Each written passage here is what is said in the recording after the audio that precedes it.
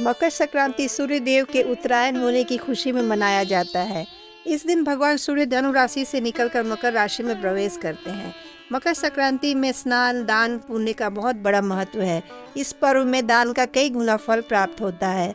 इस दिन लोग वस्त्र, तिल, कंबल, तेल, घी और खिचड़ी का सामान दान करते हैं।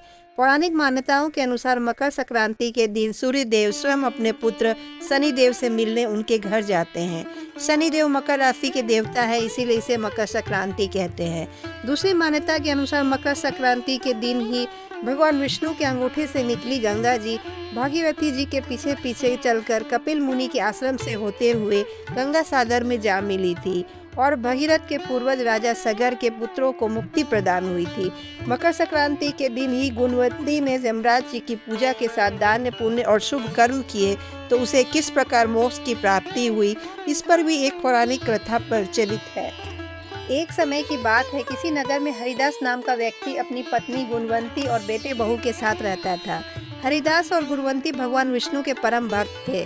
गुणवंती सभी देवी देवताओं के नियम पूर्वक व्रत पूजन किया करती थी, किंतु धर्मराज जी की पूजा उसने कभी नहीं की थी। इस प्रकार सदाचार से वह अपना जीवन व्यतीत कर रही थी। एक दिन उसकी मृत्यु हो गई और धर्म कर्म के प्रभाव के कारण धर्मराज के यमदूत उसे आदर सहित धर्मराज के लोक में ले गए, जहां उसने देखा कि यमलोक के सिंहासन पर धर्मराज जी विराजमान हैं और चित्रगुप्त जी भी उनके बगल में बैठे हैं, जो धर्मराज जी को मृत इंसान के कर्मों का लेखा जोखा सुनाते हैं। धर्मराज जी का रूप देखकर गुणवंती भय से कांप गई। चित्रगुप्त जी ने धर्मराज जी को बताया कि गुणवंती सदैव पूजा पाठ और धर्म कर्म में आस्था रखती है। ये भगवान विष्णु की परम भक्त है।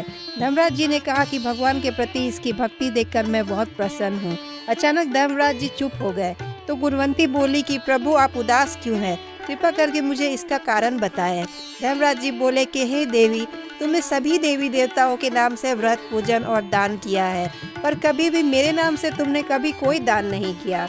गुणवंती ने धर्मराज जी से क्षमा मांगते हुए कहा कि प्रभु, मैं आपकी उपासना की विधि नहीं जानती थी, इसलिए आप ही मुझे इसका कोई उपाय बताएं ताकि धरती लोक के सभी मनुष्य इसका लाभ ले सकें। सभी लोगों पर आपकी कृपा हो। धर्मराज जी ने कहा कि इसके लिए सूर्य देव के उत्तरायण में जाते ही जो महापुण्य देने वाली मकर संक्रांति आती है, उस दिन से मेरी पूजा शुरू करनी चाहिए। इस प्रकार साल भर मेरी कथा सुने, पूजा करें और यथाशक्ति दान और परोपकार करें। साल भर बाद जब फिर से मकर संक्रांति आए तब उद्यापन कर दे।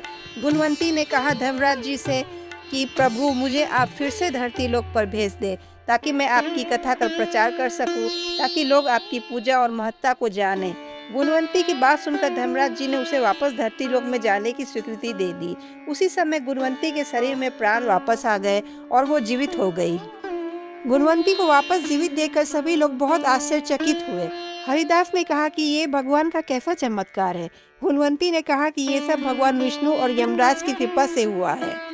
धर्मराज जी ने मेरे प्राण वापस लौटा दिए और मुझे धरती पर कुछ समय के लिए और सत्कर्म करने के लिए भेज दिया। फिर गुणवंती ने सबको धर्मराज जी की कथा विस्तार से बताई।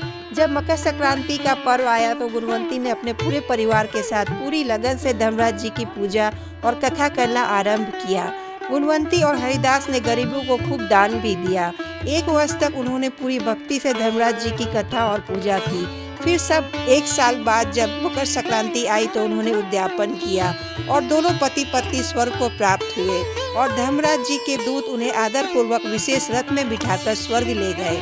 महाभारत के अनुसार भीष्म पितामह ने भी अपना शरीर छोड़ने के लिए मकर संक्रांति का दिन ही चुना था, क्योंकि उन्हें इस दिन की महत्ता का ज्ञान था। तो आइए हम भी खुशी खुशी मकर संक्रांति का पर्व मनाएं और अपने जीवन में खुशियों का संचार करें।